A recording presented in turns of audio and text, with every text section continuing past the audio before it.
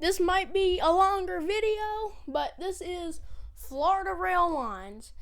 This is basically what Florida has from, we're going to start in Baldwin, work our way north up to Folkston, and then we're going to move south down to Lakeland and down farther.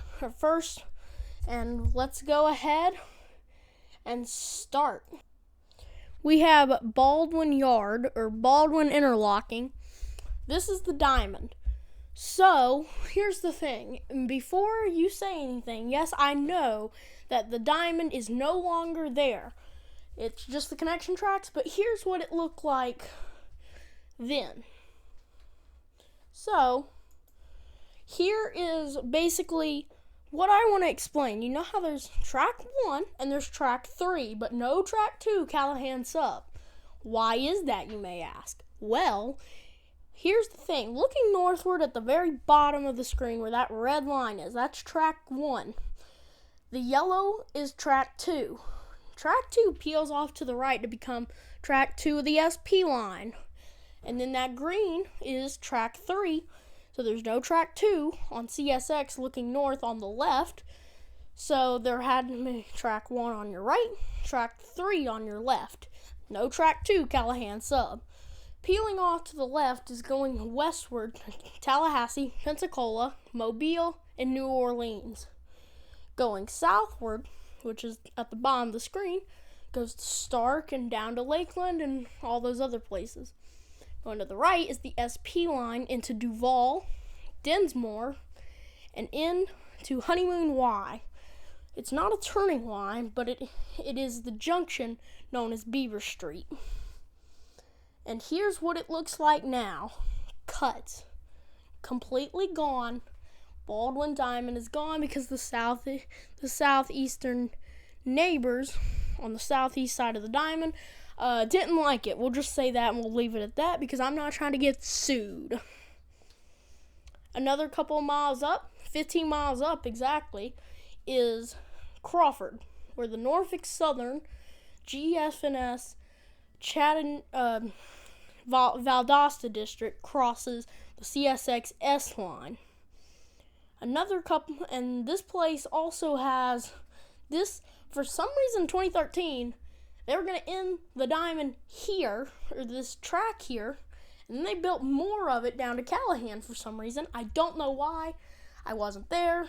I don't really know why. Sure, yes, I was in Florida in 2013, but I was not here. I used to live in Florida. Right here is the last crossover before Callahan.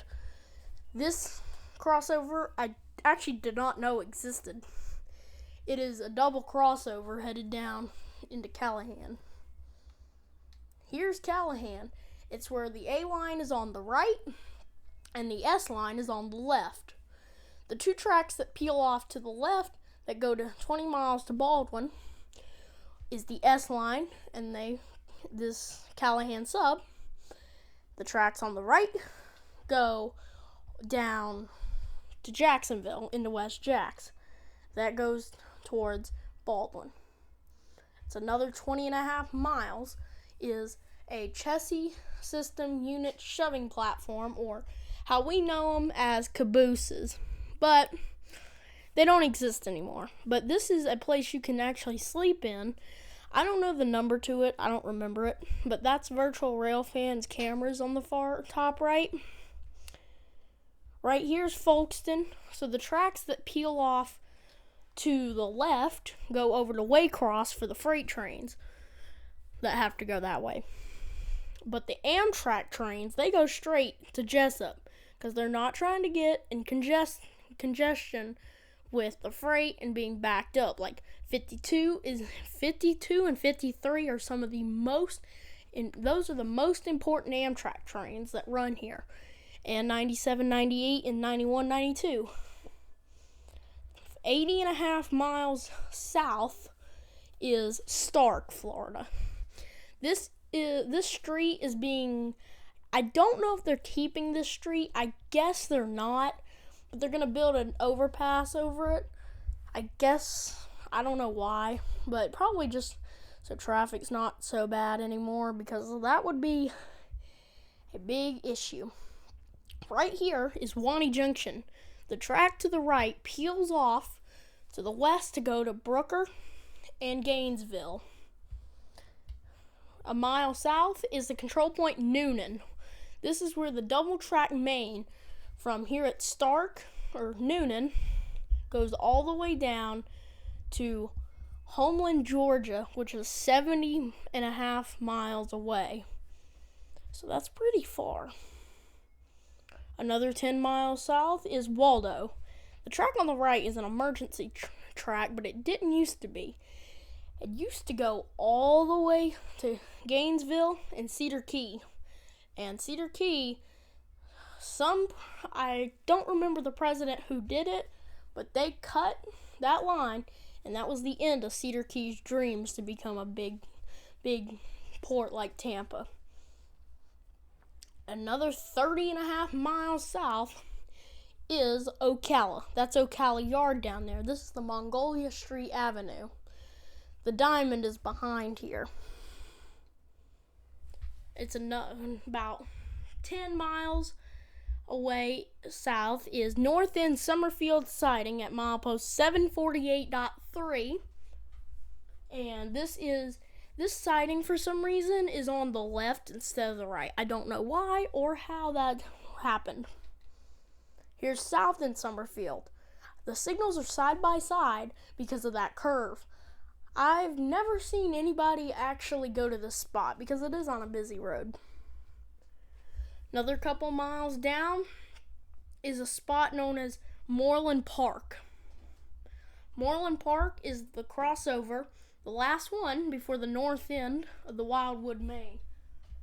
This is right outside of Wildwood at the S760.1. So, Then at our next spot is Wildwood Yard at Martin Luther King Avenue.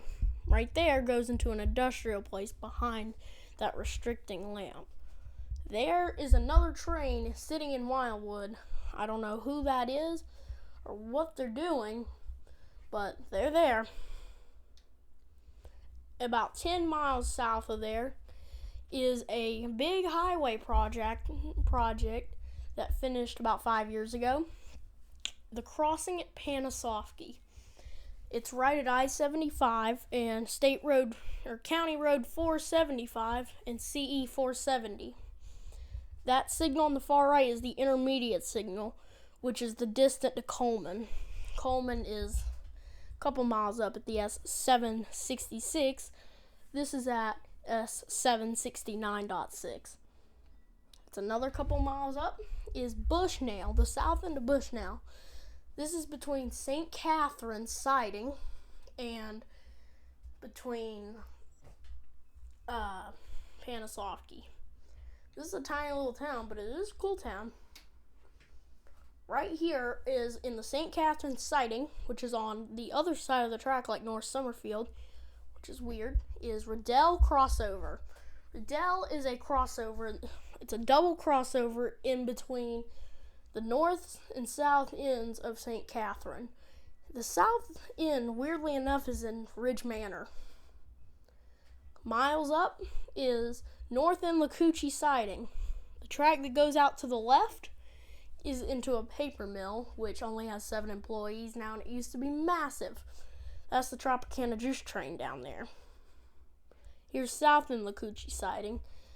This is right at the south end at a junction that is very important to the railroad, Owensboro.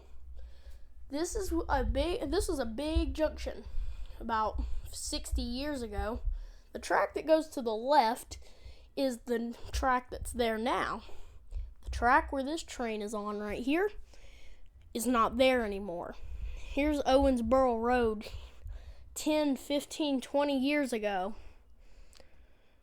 This is North End Ellerslie.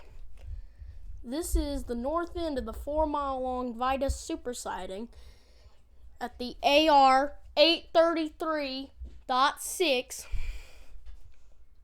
Right here is Vitus Junction. I know this image is very blurry. Sorry about that. But that track to the right goes off to Yeoman Yard in Tampa. Around the corner and down is the south end of the Vitus Super Siding at Elwood Road. The control point is Lumberton. Another 15.5 miles is at Kathleen. This is an intermediate, it's not an intermediate signal actually. I don't know what the signal is. I assume it's a holdout. There's a siding between there, Stokes. Up there is 10th Street.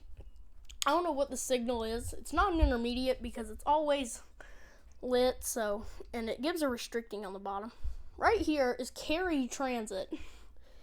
This place is a big place. This is a tank car industry place that a lot of locals switch, but there's a crossing there, so that's always fun, right? About 2 miles up is 10th Street siding, the north end of 10th Street. And this is a 2-mile long siding that does not have anything there that is not, there's no crossings. So you can leave a train parked there forever. Right here is, well, if you want to call it south end 10th Street, it's just Lakeland Junction, but that's an osprey nest on that cantilever. They're the biggest fisher birds in the world. Over the bridge, that's A700 working down there. To the left goes out to Auburndale and down to Sanford and Orlando. Going to the right, which is where we will go, goes down to another spot on the line into the south leg of the Winston Y. Signal's red, but they're doing work around here. They're doing something. I don't know what it is, but they are. So, another couple miles up is Alexander Street. This is the north end of Plant City Siding. Plant City's up there a couple miles. I don't know what it is with that signal on the left. It's weird looking. Something's weird with it. Tell me what is weird with it. 20 miles up is TN Tower. This is where the CTC system ends. The A line crosses the Clearwater sub, which was downgraded over the years, that goes to Clearwater, St. Petersburg, Bradenton, and Parrish. Here's our last spot. It's NAS, 10th Street. This is a diamond in dark territory.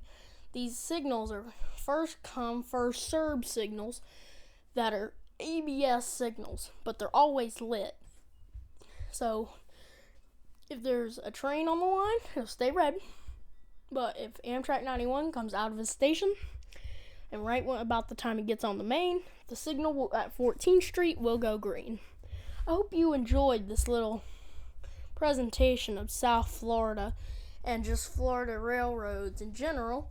This was originally going to be about Baldwin, but that didn't happen. It turned into Florida.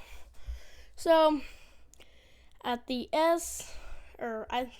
don't remember the milepost, but I think the A867.1, I'm pretty sure. I'll see you guys in the next video. Goodbye.